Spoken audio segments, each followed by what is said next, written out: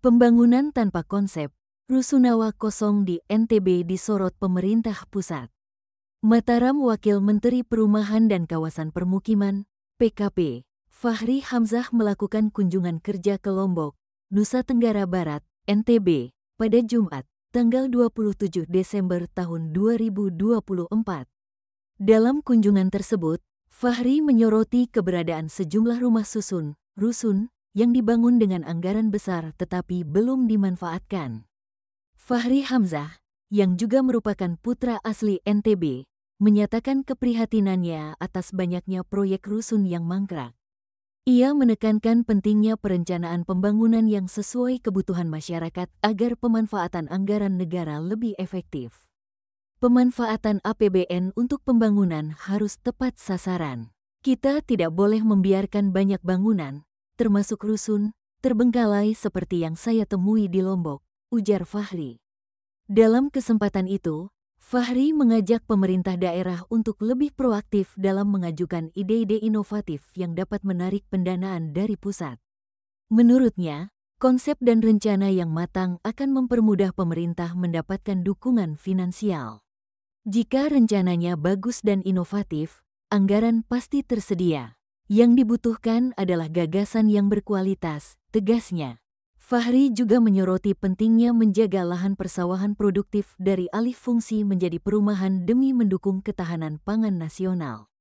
Ia mendorong masyarakat untuk mulai beradaptasi dengan tinggal di rumah susun guna mengurangi konversi lahan pertanian di pinggiran kota.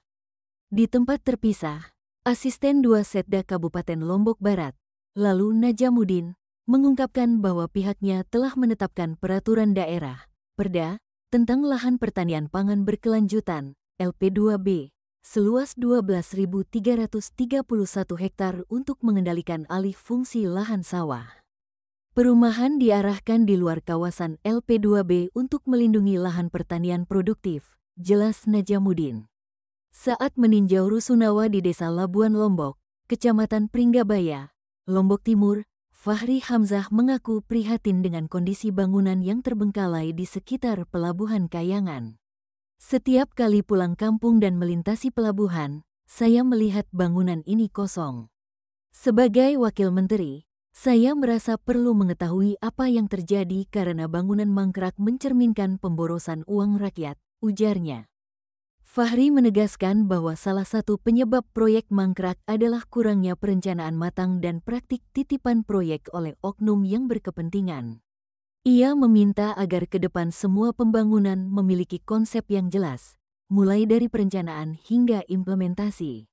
Jangan sampai proyek berjalan tanpa persiapan matang. Kasihan rakyat, anggarannya terbuang untuk beton dan material lain yang tidak dimanfaatkan, katanya.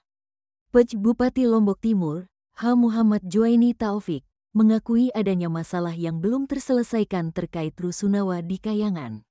Ia berharap pemerintah pusat dapat memberikan perhatian lebih dan menambah anggaran untuk rehabilitasi. Kami ingin rusunawa dapat dioperasikan kembali sebagai solusi hunian alternatif bagi nelayan dan warga setempat, tutup Juwaini.